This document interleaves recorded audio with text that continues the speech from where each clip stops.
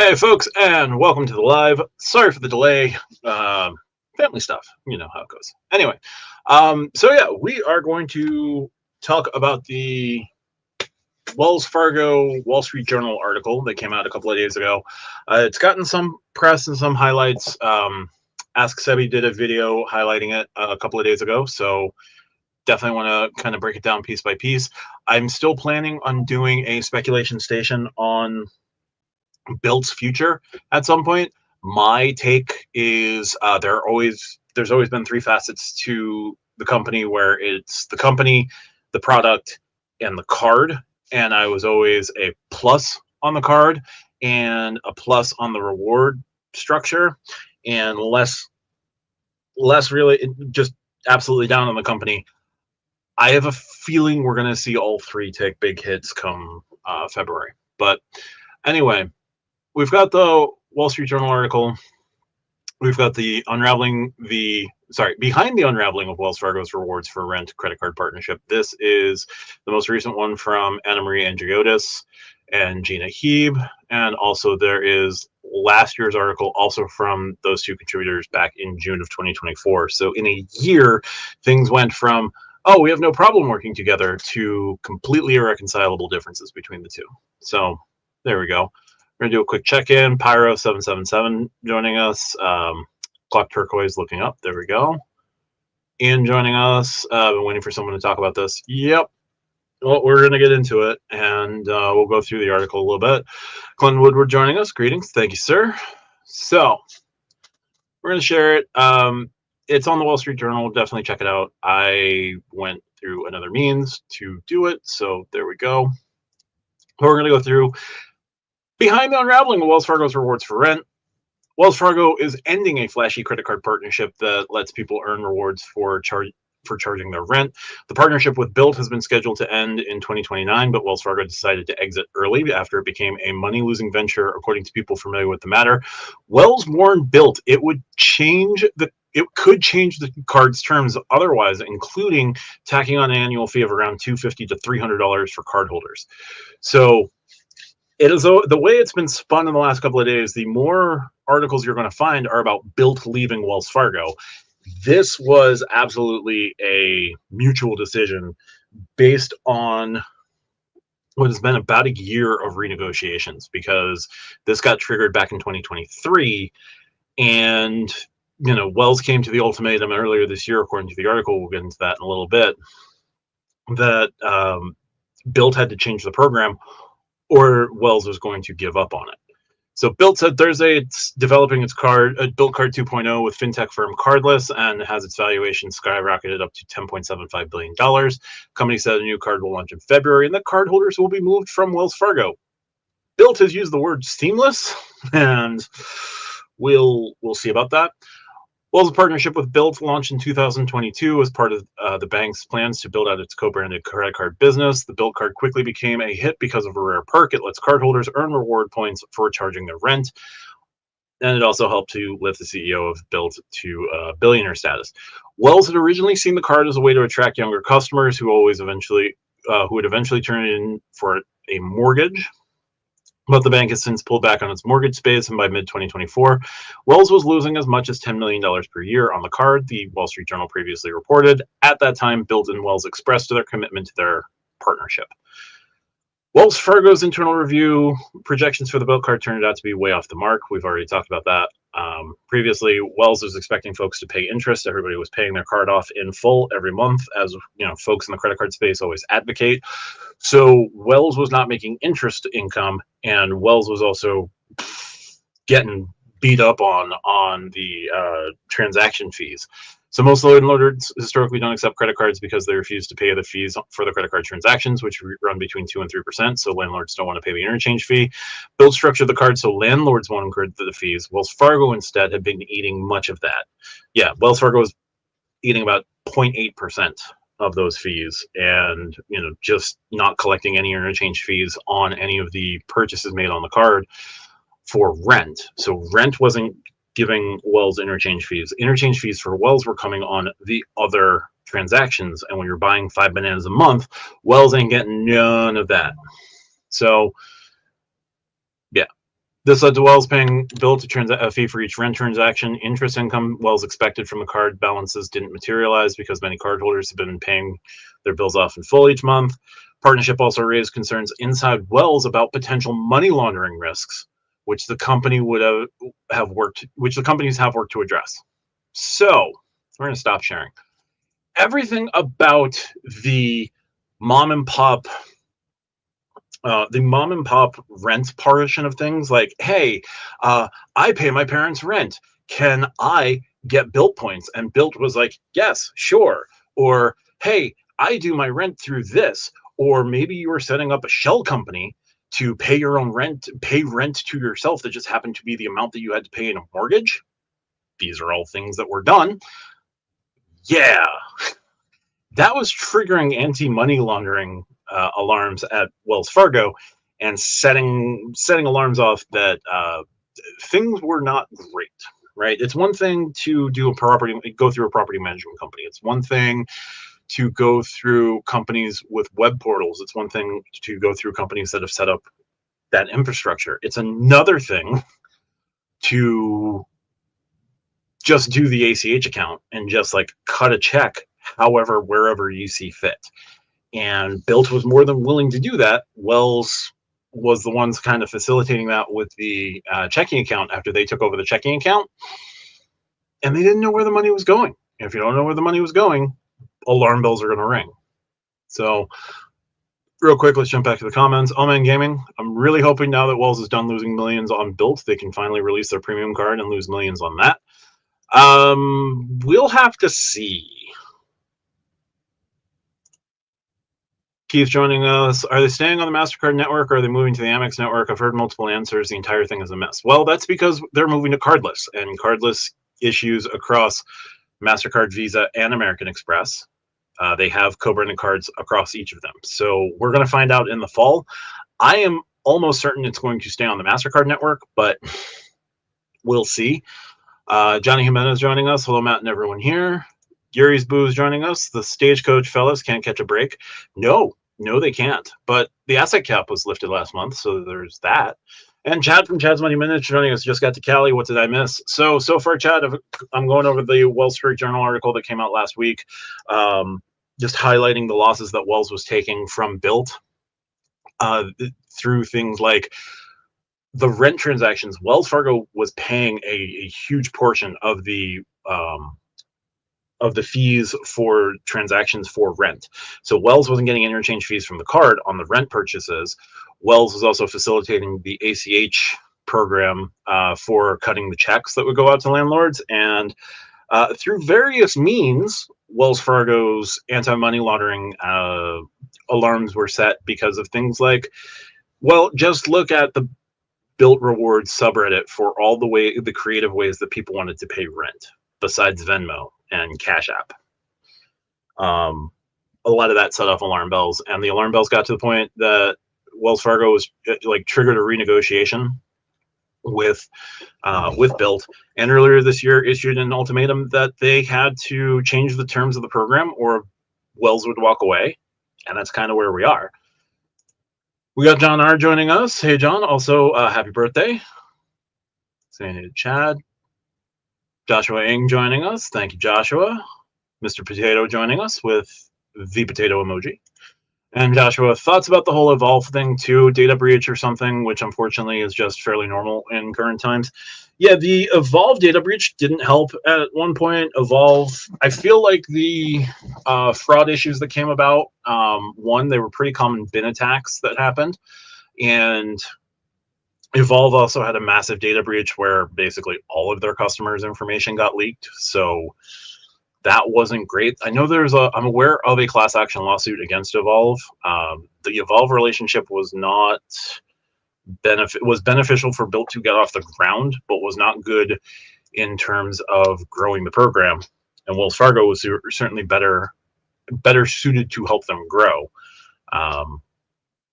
or should have been. And John R, thanks, no problem. So let's dive back into the article here. Behind the unraveling of Wells Fargo. When people charge the rent to their cards, a third-party company sends a check for that amount to the designated landlord. That is easy for Bilt to track for a real estate company that participates in its rewards program, but harder when it's a mom and pop landlord or other company or a shell company or paying yourself back or any other method that was done. The deal led to weak internal audit rating within its customer lending until last year, one person said. A Wells spokesperson last year said the bank hadn't experienced any meaningful money laundering issues with Bilt, but the financial losses triggered a renegotiation of the program that began in 2023. So, yeah. By the second half of last year, Wells was pushing for big changes, including lowering the fee it pays Bilt and scaling back the points cardholders could earn on rent payments. One scenario involved cardholders having to spend on non-rent purchases to be able to earn points on their rent charges. And earlier this year, Wells told Bilt that the card's terms will have to be totally redone or the bank would look to exit the program. This goes into the fraying relationship. At one point, Bilt started looking to other buyers. They went to Synchrony Financial. They had almost struck a deal with Barclays, but Barclays wanted a discount of more than 20% of the sale of roughly $1.4 billion in outstanding Bilt card balances, according to folks familiar with the matter. Wells was willing to accept a big discount, but wouldn't pay the price Barclays was offering. So Wells would have done, like, I don't know, probably a 10% discount just to get it off the books, but 20% was apparently too far. Interesting to see what happened there. Also interesting that Wells could have raised the annual fee at any time at the very beginning of the article. Raising the annual fee might have helped, or, you know, pushing for but they did push for the term changes that are probably going to be coming to Bilt anyway, based on where Bilt is going with the Bilt Card 2.0. Like, this is not great. Berkshire Hathaway Home Services. Sherry Cunningham joining us. I know we talk about Bilt, but have you heard that the Mesa card now has a wait list? Yes, I'm aware of Mesa card. I signed up in the app. I quickly deleted the app. I don't pay a mortgage, but I'm aware that there's a wait list. I'm aware that folks are getting approved for the card. Some folks are getting some pretty generous limits. Some folks are getting, you know, some lower limits. It's all based on your credit worthiness. But they do have an active wait list. But once you get on, you can get off the wait list pretty quickly and apply for the card.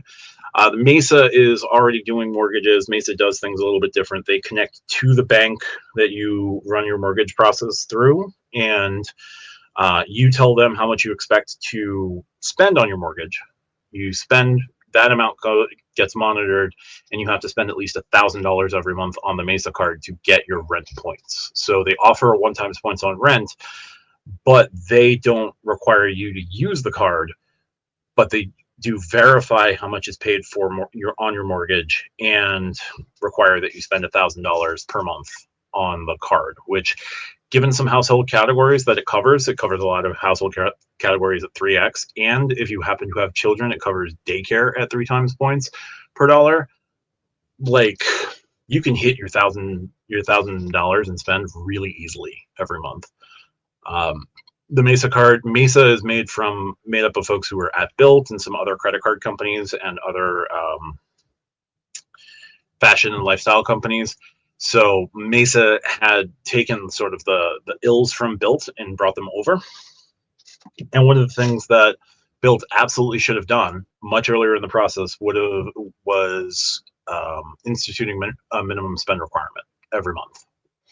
Because 5 transactions, like they saw the 5 transactions every single month. They saw what was being done. They saw the folks who were minimizing this and doing the least amount possible to get all their rent points.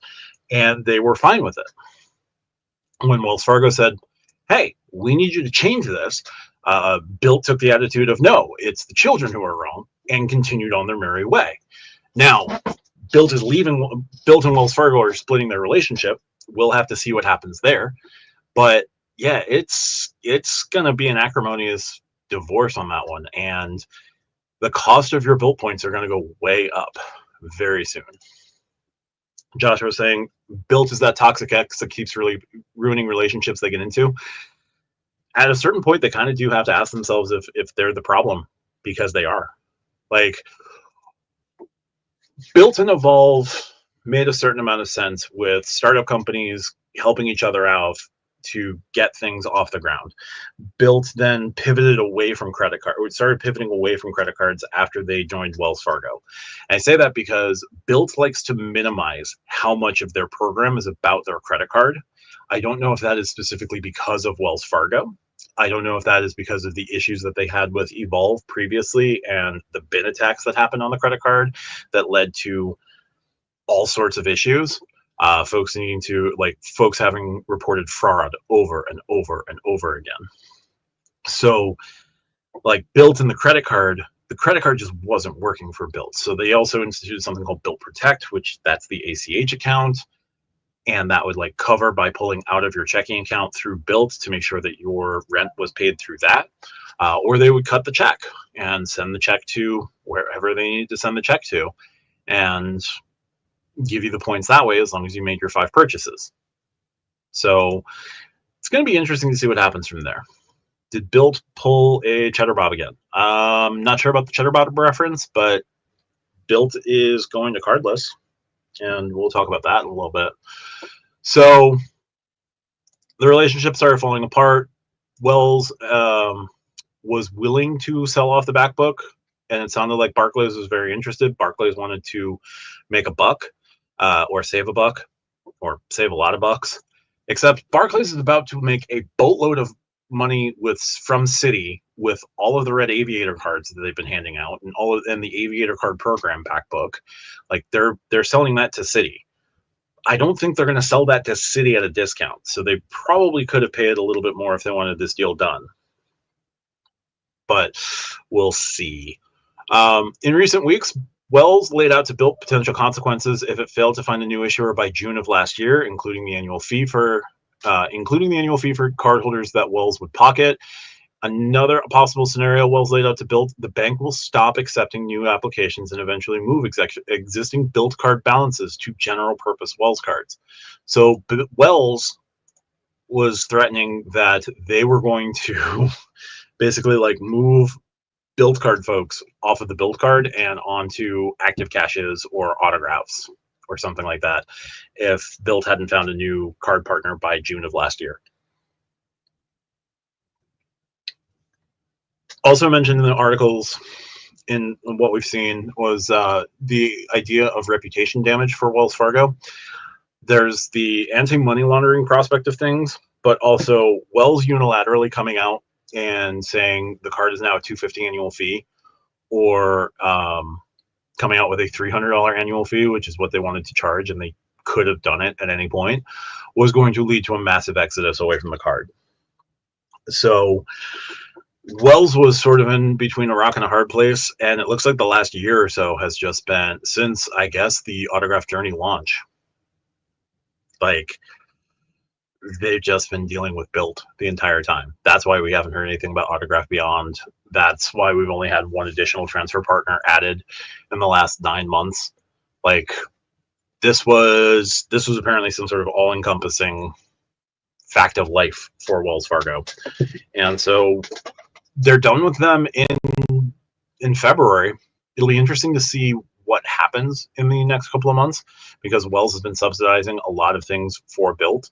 And it'll be interesting to see Bilt take that on in time.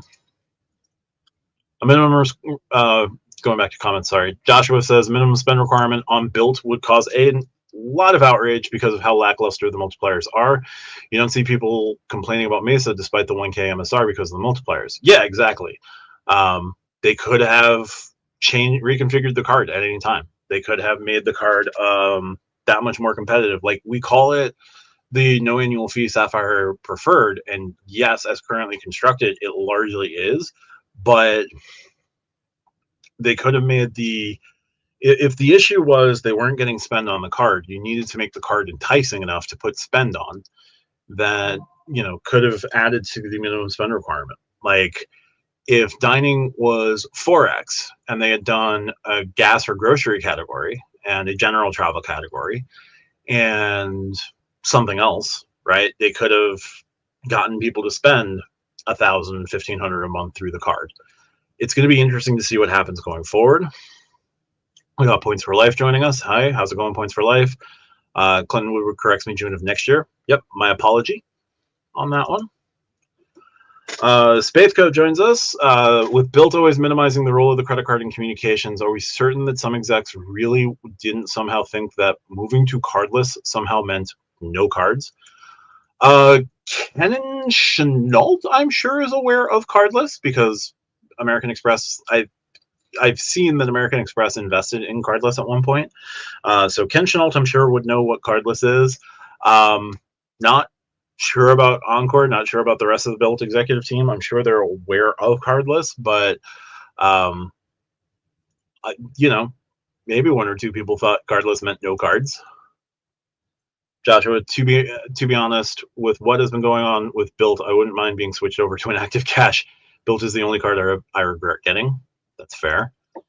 Bilt isn't bad in concept, but it just didn't work. Bilt wasn't bad in concept, but it doesn't work for me. Yeah, the program, I think the program is still very strong. The program itself, like the once you get the reward, the points, moving the points out to all of their transfer partners is nifty. The way you acquire the points is becoming a little bit harder going forward. So let's see what happens. Gladwell's is separating from the arrangement. Future regulatory risk avoided. Hopefully now we can get the premium card that can be positioned below Amex and Chase. Certainly a hope. I don't know what they're going to do from there. Thanks, Joe. Clinton Woodward, I ended up with an active cash from my Propel conversion because I had already applied for and gotten autograph. Both are strong cards. I love both of those cards. Happy to have the active cash and autograph. Yeah, the active cash and autograph is a super sweet, no annual fee, super budget travel setup because you can transfer out to transfer partners at no annual fee. You can do a lot of good stuff. You get secondary rental car insurance, but I'm a New York resident, so all rental car insurance is secondary for me, which is annoying. But yeah, the active cash and autograph, you can do a lot worse. Both come with cell phone protection. That's always sweet. Super Sal joining us. Who do you think Bilt is more likely to go to after the Wells Fargo breakup? So they've already announced that they're planning Bilt Card 2.0 with Cardless in association with Cardless. Cardless is launching the Coinbase One card through the American Express network in the fall. They issue the Qatar Airways Visa cards, a Visa Signature and a Visa Infinite. They issue the Latam Airlines cards. They issue the TAP Air Portugal cards, and they issue the Avianca LifeMile cards. So they're going to Cardless. Cardless's bank that backs everything and actually issues the credit cards is First Electronic Bank. I don't think First Electronic Bank has ever seen a million accounts just seamlessly snapped over to them like is going to happen in February. But yeah, we'll have to see what happens because that's a concern I have for Bilt going forward. Joshua, didn't mean my sentence to get duplicated. No biggie. What's the point, John? Is us? Hey, y'all. Just hoping this Bilt handoff doesn't mess up R524. I am going to assume that it will not. They're claiming a seamless transition. I don't think they're going to force you to reapply. Well, we thought the Evolve handoff was going to be pretty seamless. That ended up being a little bit of a mess toward the end. Some folks did have to reapply from the Evolve card to the Wells Fargo card. Some got accepted, some didn't. But we'll have to see. We're going to take them at their word for now, but I don't trust them at the moment. Pyro777 says, I think there's too much optimism that the luxury card will compete with the big three. I don't need it to compete with the big three. Okay. I don't need it to be at American Express and Chase level. I would be underwhelmed if it came in at the Venture X. I would sort of be whelmed if they just decided to drop in at 450 and just say, hey, remember the original Sapphire Reserve that you all knew, loved, and that you knew and fell in love with in 2016?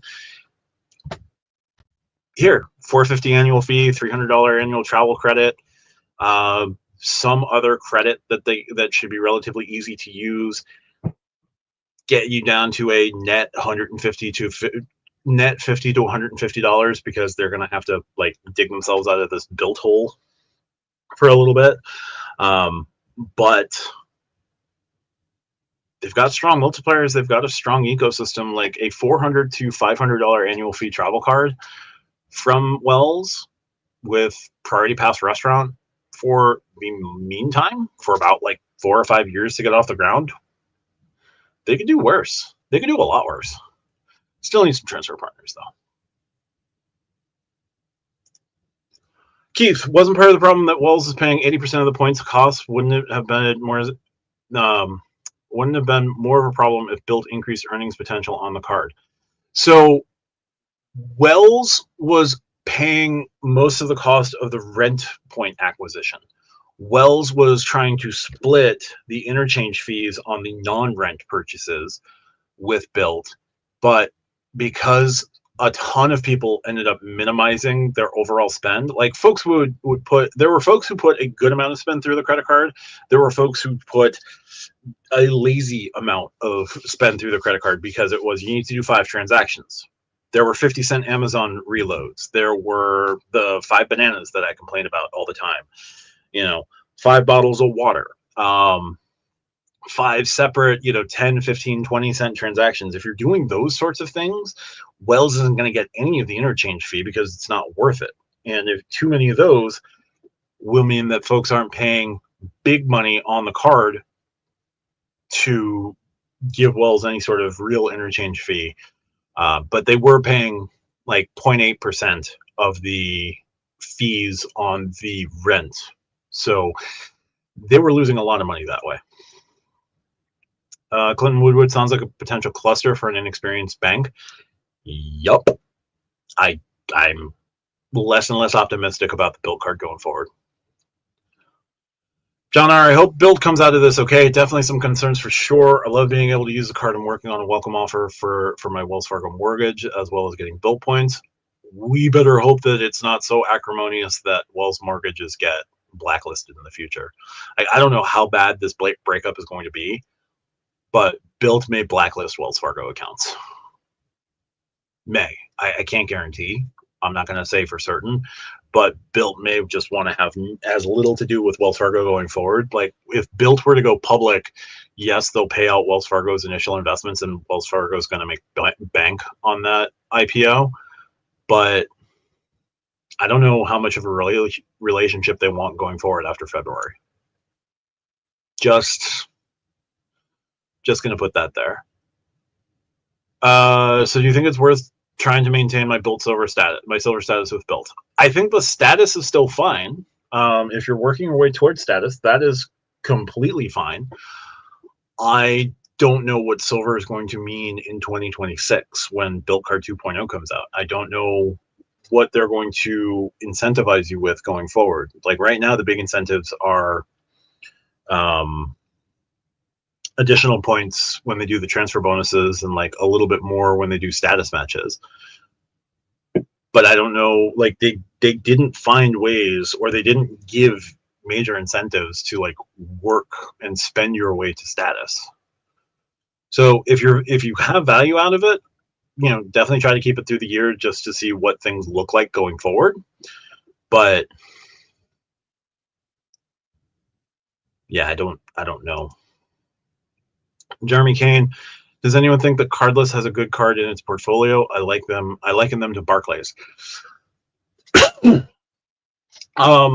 do the Simon Malls card, and folks will sign up for mall and store credit cards like there's no tomorrow. But I don't know. I don't remember the effective multipliers on that, and it's really going to depend on how often people go to a Simon Mall. So they have the Simon card. The Qatar cards, I have the distinct impression that they do not get enough business on the Qatar cards because Qatar is forever doing a 100,000 point welcome offer on that card. Avianca is always pushing a 100,000 point welcome offer on its cards. Latam and TAP aren't doing huge welcome offers on their cards, but they also aren't doing cards with $299 and above annual fees. So their card portfolio is okay in terms of what they're trying to do in travel. They used to also issue a lot of team co-branded credit cards. So like there was not the Portland Trailblazers, because they're with First Technical Federal Credit Union, but they had like I want to say the Milwaukee Bucks. They did a credit card with the Milwaukee Bucks. They, various NBA teams, Liverpool FC, Manchester United FC, a couple of other Premiership sides, and I want to say maybe a La Liga team or two, but they just closed those accounts overnight one night. Like all of the sport co-branded cards were just shut down overnight, all at once. So there be dragons in them. There are hills for Cardless. Like it was a little weird when they did that shutdown all at once. So they have okay cards. Like the Qatar card is pretty interesting. Their top end card, because it gives you relatively strong Qatar status for the first year. You have to spend like $45,000 on the card to keep it. Maybe it's 75, but they don't have a particularly strong lineup of cards.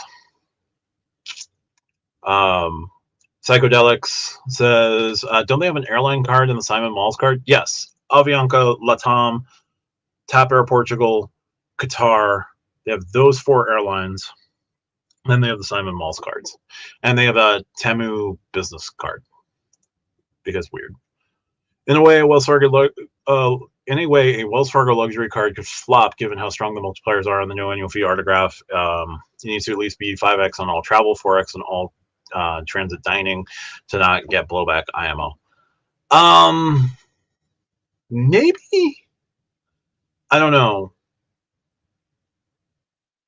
There's room to play with Wells, because Wells could make the autograph even more of an everyday card by, you know, swapping out streaming or swapping off dining or transit, and having basic travel, grocery, dining, gas all covered. The high-end card could give you, you know, higher hotel, higher cruise, higher airline, and higher rental outside of a portal, then do like all other travel in transit at 3x, or coincidentally, they could just put a mobile wallet category on it and just say, you know what, whatever happens, happens. Any idea what the current largest card the Cardless has? Largest customer base, anything near 1 million? The closest I could think of offhand would be the Simon Malls card. How easy that is to support, I don't know. How many cards that is, I don't know. The Avianca and the Qatar cards, I'm sure thought they were going to be bigger, just with the bonuses that they were putting out there. The multipliers on those cards aren't particularly strong, but they both have some interesting benefits associated with them that you wouldn't see from Wells or Citi or Capital One. So I think they're a little flabbergasted. The Qatar and Avianca are a little flabbergasted to see why those cards haven't lifted off. Has a lot to do with folks are willing to use Avianca points and folks are willing to use Avios, but they're not willing to book directly with Qatar or Avianca.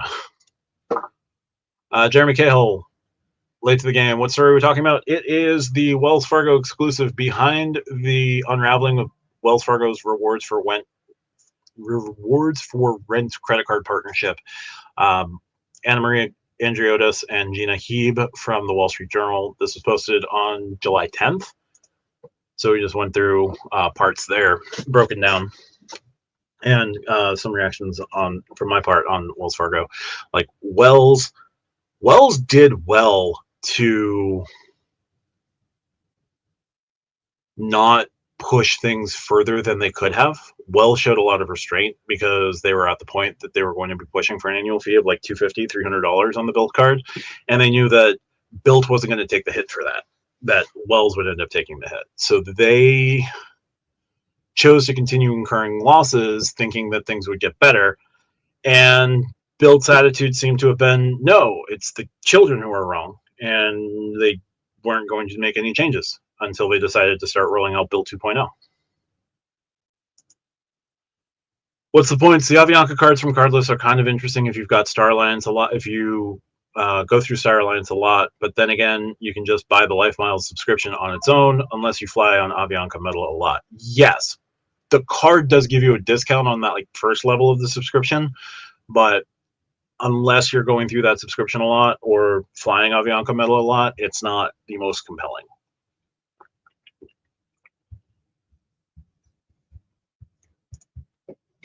Clinton Woodward, if the Wells Fargo premium card had a decent primary travel insurance and lounges at a reasonable price, definitely consider it. Still hurting from the future CSR change.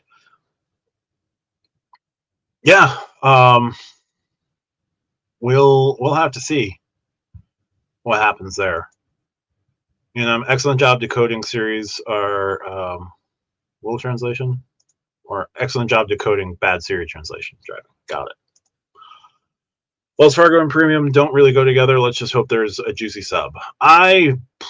Here's the thing with the asset cap lifting, Wells can start looking to lose money, can start doing loss leaders with credit cards. Like they took a hit with the asset cap in place, a pretty big hit with the asset cap in place, where they could have chosen to, you know, turn on the money spigot at any point. They chose not to. But I think them launching their own premium card with a juicy welcome offer could eventually, you know, it's going to be a loss leader for a little bit. Then they'll turn it around and start making money on the card. But they can't go full. They can't go full CSR on it.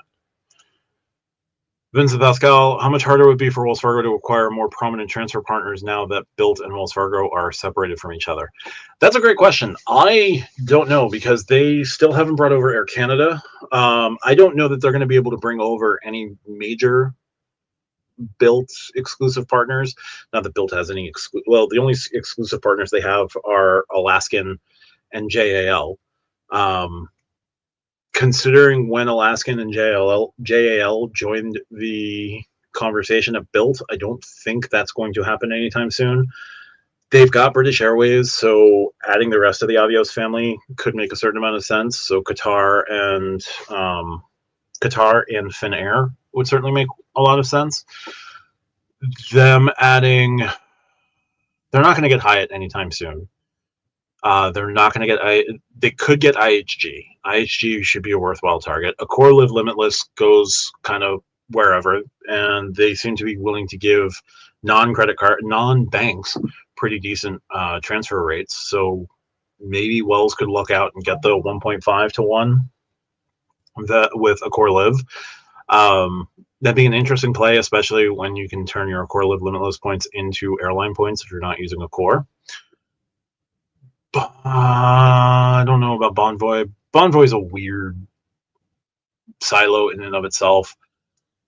Non-traditional hotels, like there's Wyndham, maybe. Becoming a transfer partner with Caesars would be something. Becoming a transfer partner with their MGM directly would be something, because that would be a backdoor into Marriott. Becoming transfer partners with Amtrak would be cool. Wells, what I want to see from Wells after this, I don't anticipate them getting any of Bilt's transfer partners right now. I could see Wells trying to swoop in if they have it on good authority that that a contract is going to expire and it's not a airline or hotel very closely associated with another bank. That could work, but I don't know who that would be. Like the Alaska card would have to, the Alaska partnership would have to expire, but we're only a year in. And I would assume that Bilt got to a point where like they could sign a 5-year agreement with Alaska or 7-year agreement with Alaska, as opposed to the 3-year trial that they had with American Airlines. Jeremy Kane, my concern about the transition to cardless is that they're going to get to be less innovative. I just don't see them being an innovative platform. Maybe Bilt will shake things up at cardless. I don't want Bilt doing anything with cardless's business. I want Bilt to train the cardless customer service team to be able to answer questions with any sort of authority whatsoever.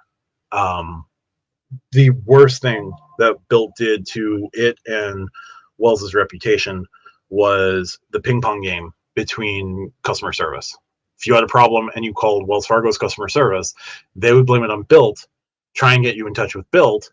Bilt would blame Wells Fargo and tell you to contact Wells Fargo. And it was just a vicious cycle going around in circles. And nobody could get answers from customer service. Nobody on the Wells Fargo side was properly trained. There is no way to call Bilt for customer service unless you get like a super secret number to them that, you can't share or whatever. Bilt doesn't have direct phone customer service.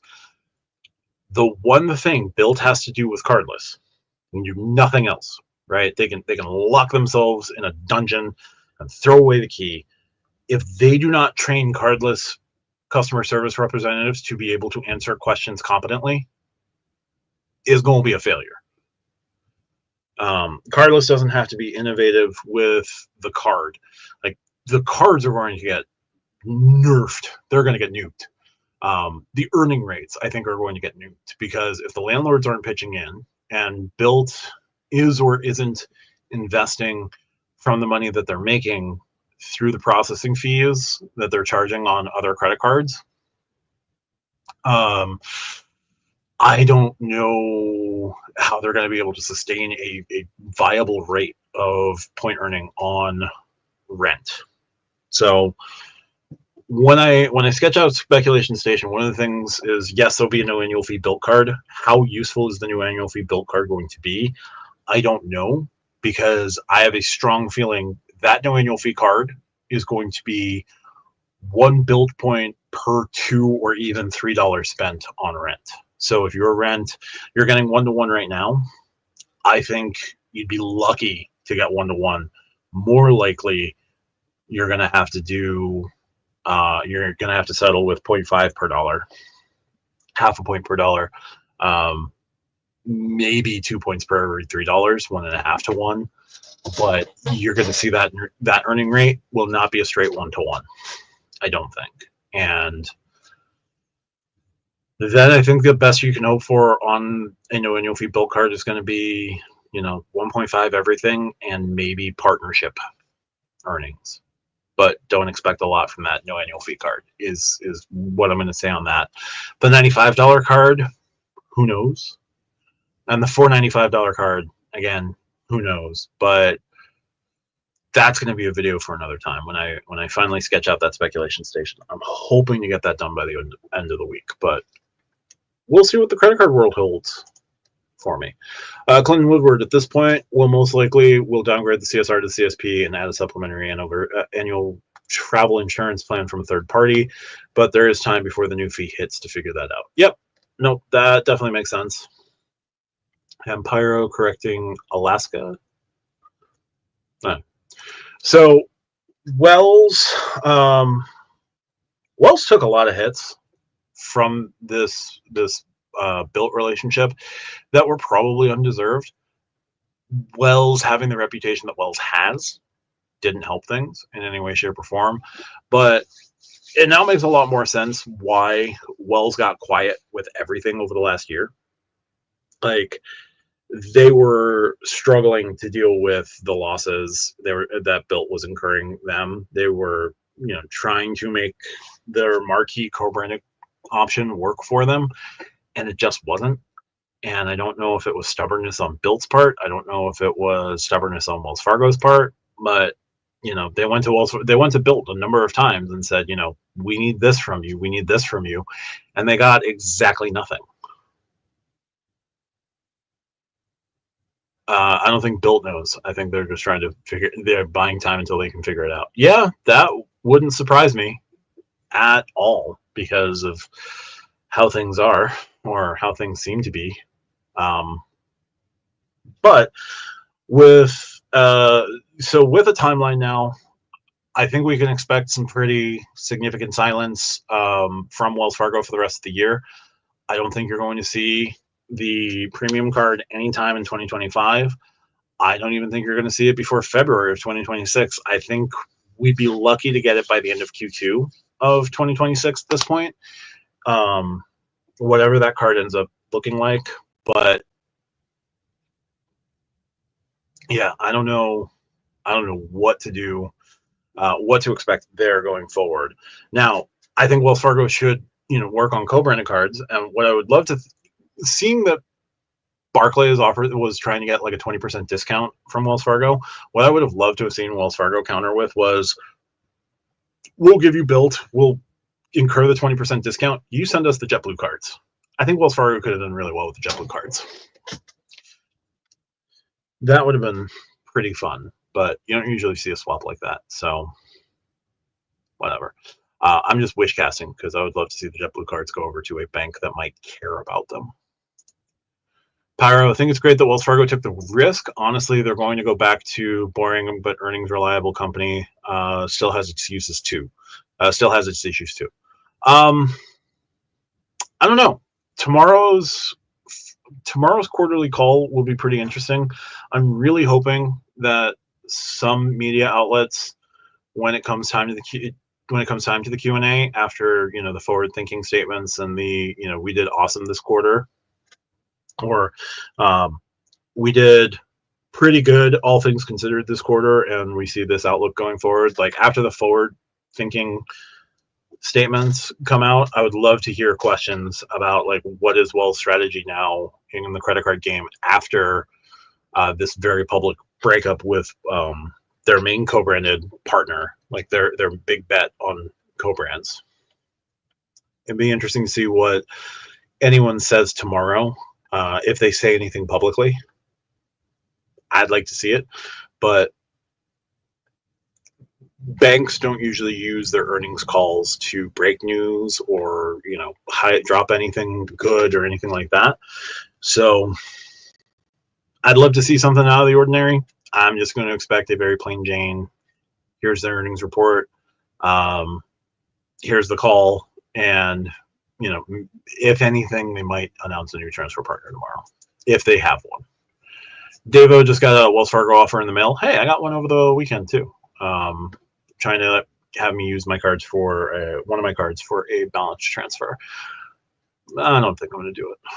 David William, I hope the no annual fee Bilt card doesn't change, but it will get nerfed 100%.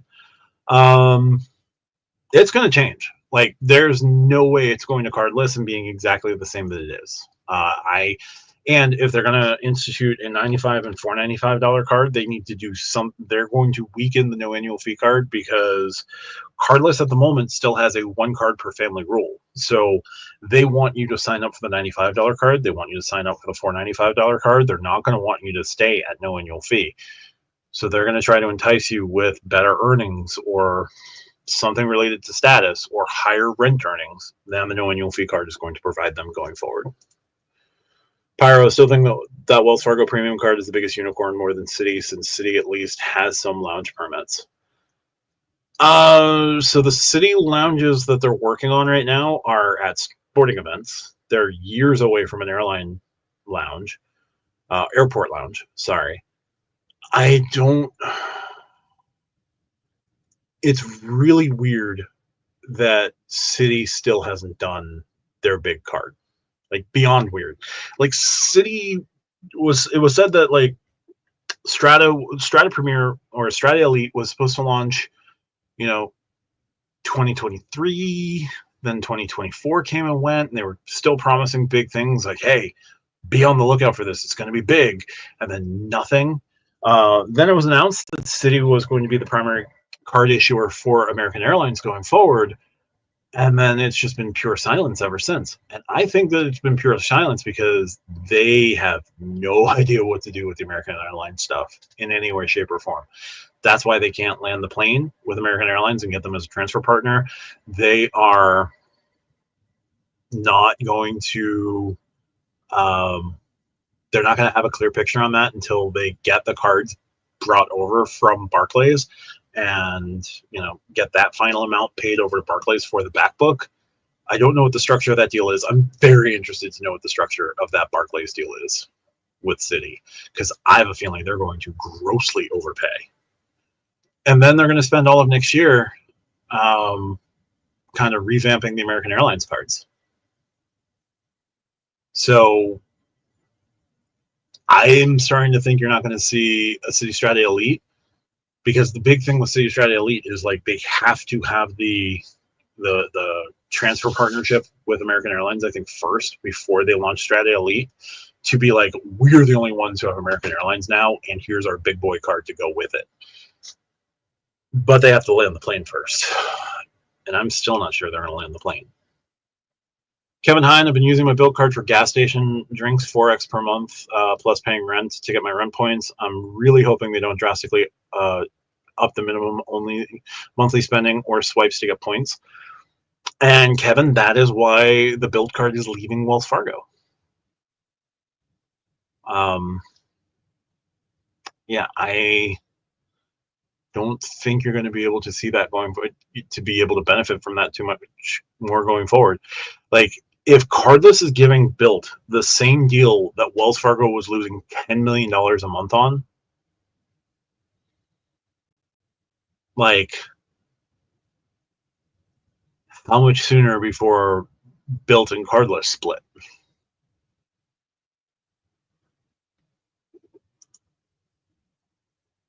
Pyro, good to know. Yeah, those lounges are they're looking currently at stadiums and stuff like that. Then they're going to, like, stadiums, arenas, things like that. Then they're going to go to airlines, airports, probably in the next 5 to 10 years. So you'd be the perfect fourth player in the premium card space for me. Yep, that's fair. Clinton got the Barclays Red Aviator, easiest sub ever. Yeah, they're handing them out like candy. Black Cat, if Bilt falters in the long term, would that end the business of earning points on rent or mortgage? Mortgage, no. Mesa seems to be setting itself up pretty decently at the moment. So at least there's a viable alternative. The other thing you could do would be, I think one of the banks sees how viable, how potentially lucrative this could be. Now, Bilt is pitching itself now as a lifestyle company, as a lifestyle card. They're not focusing on the card being the reason that you're in the Bilt ecosystem. But I could certainly see some high-end card issuer potentially looking at making rent a category going forward. You know, especially ones with large cash reserves that could do a couple of years of no fee rent transactions for themselves. American Express has been killing it. If American Express wanted to give you 1 MR point per $2 spent on rent on the platinum or the green or the gold, tons of people would be all for that. If they wanted to give you, 1 point per $2 spent on a new membership reward point earning card that, hasn't been announced yet and just happens to be, I don't know, like the replacement to the everyday card, they would do well by that. Chase could look into it. I don't think that Chase is necessarily going to be the company to jump into that game, but Bilt is successful. Bilt's got a lot of runway. They've got a valuation now of $11 billion. So you don't build an $11 billion valuation by being bad at what you do. So, like, they're very good at what they do. It's just lots of people question what they do. They're a lifestyle, and they're handling things on the back end with the landlords and the rental companies. Like, they have agreements with like 70% of all rental management companies. Like, they're firing on all cylinders with the rent side of things. Somebody should step in, but I don't know. Jeremy Cahill, they might land the plane, but it's going to look a lot like the Delta plane landing upside down. Yes, it will. Like, AA enthusiasts, American Airlines enthusiasts, are not super jazzed about the idea of Citi becoming a transfer partner with them, especially at a 1-to-1 rate.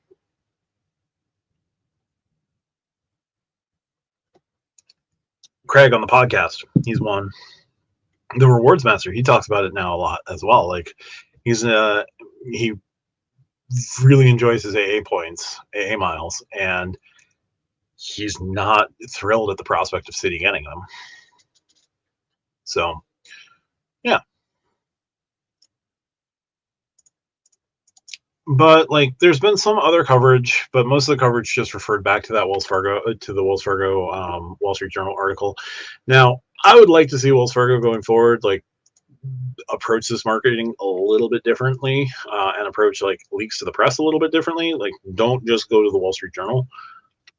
Maybe spread some things out, because you saw articles from the points guy who's invested into Bilt. You saw articles from Thrifty Traveler, Award Wallet, Danny the Deal Guru.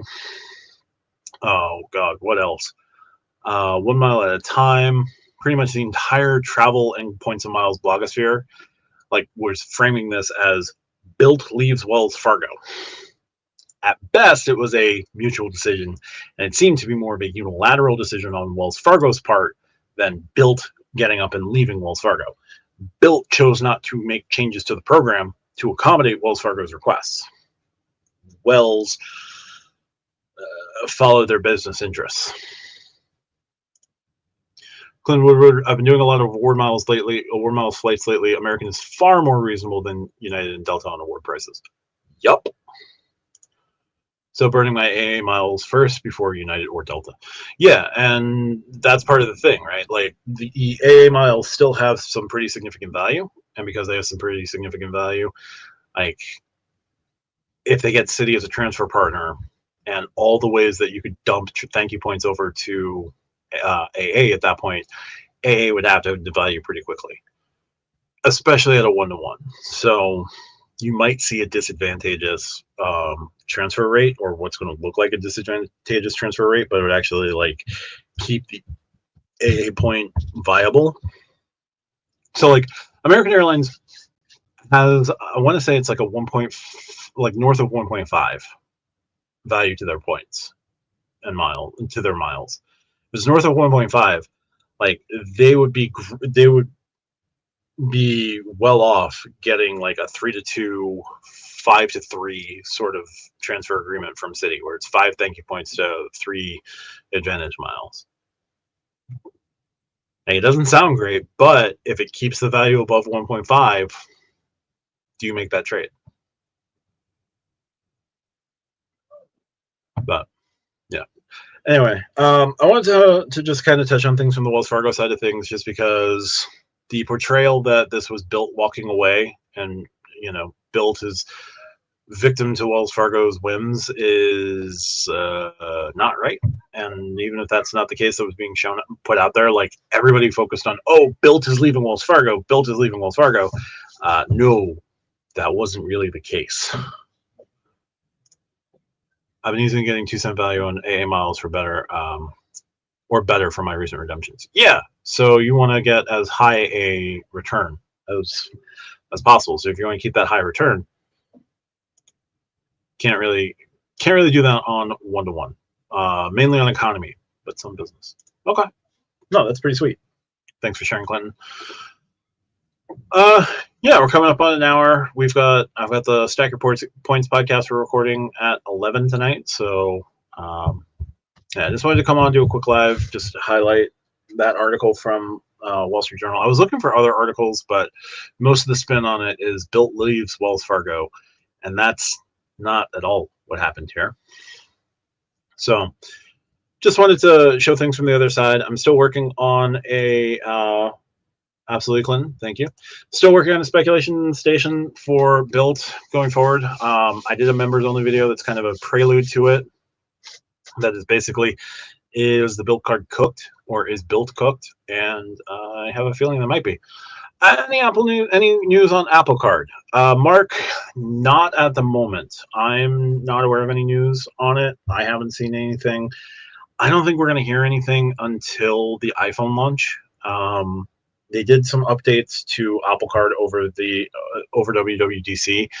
I don't think you're going to see anything new until they announce the new iPhones, if there's anything to disclose at that point. Because right now the big holdup is, one is Apple just going to string out the rest of their contract with MasterCard, and then is Apple going to just ride out the string on their Goldman Sachs contract, because that I think runs until about like 2029 as well, maybe a little bit later. So Apple has all the leverage, and Goldman would gladly walk away as soon as Apple finds someone. But since Apple has time, and Apple does have more leverage than most other companies would, Apple's still trying.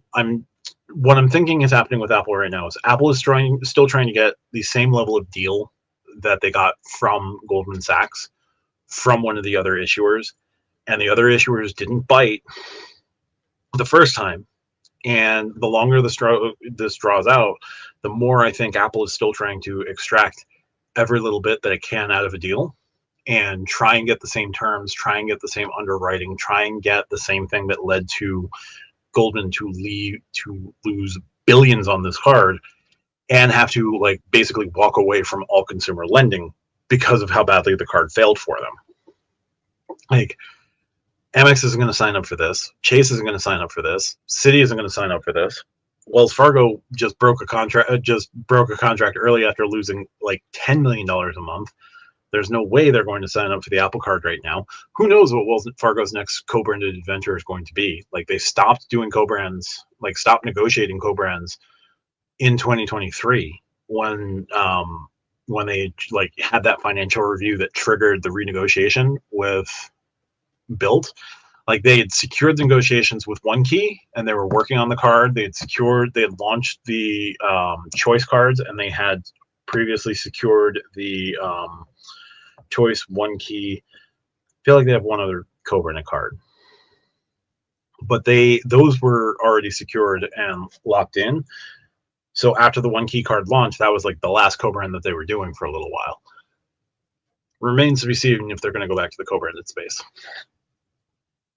Vincent, if AA becomes the Citi transfer partner, then one way to avoid a devaluation would be for Citi to cap the number of thank you points that could be transferred to AA in a calendar year. That is certainly one way that they could do it. You see Citi making moves to kind of limit your ability to earn thank you points. Like, they killed the Sears thank you point earning card. Like, they replaced that with the Citi thank you card that isn't going to have the same sort of offers for like boatloads of thank you points that card presented to you. They killed the rewards plus, which like amped up your ability to juice your redemptions for like 100,000 point cap. They got rid of that card. They replaced that with the Strata card. I have a feeling that the custom cash is the next to get nuked, and it's going to get rebranded, and you're only going to be able to hold one of those at a time.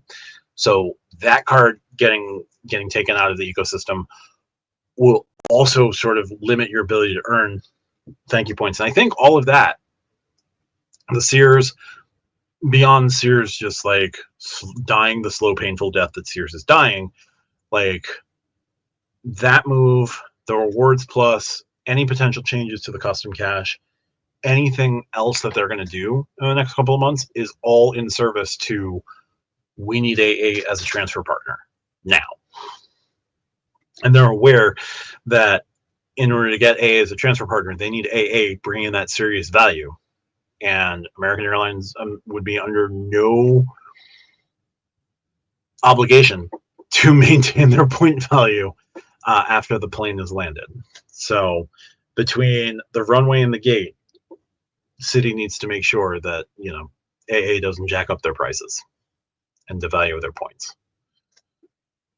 So there we go. Anyway, that's going to do it for today. I think we've got the Stack Your Points podcast recording tonight, and you can check me out on there. We can do, isn't Citi laying off 10% of their global work? I believe they are. They're laying off a significant amount of their global workforce. I guess the last round of layoffs didn't do enough, and, you know, they have to do what they have to do. Yeah, it's weird that Citi continues to be a bank that struggles while other banks are not currently. Don't understand what happens there. But anyway, I will be back live simulcasting this week's Stack Your Live on this channel and Stack Your Points. But check us out on the Stack Your Points side of things. Subscribe to Stack Your Points if you haven't already. Hit the like buttons on these lives, And there you go. Have members only videos that have come out. I'm going to do a members only Q&A, probably dropping that Tuesday or Wednesday. Probably Wednesday. We'll see. Tomorrow's pretty stacked. So members only Q&A is going to drop this week. Speculation Station on Bilt is going to drop this week. Whatever news breaks, I'm going to do my best to drop it this week as I usually do. But thanks so much, guys. Talk to you soon, and bye for now.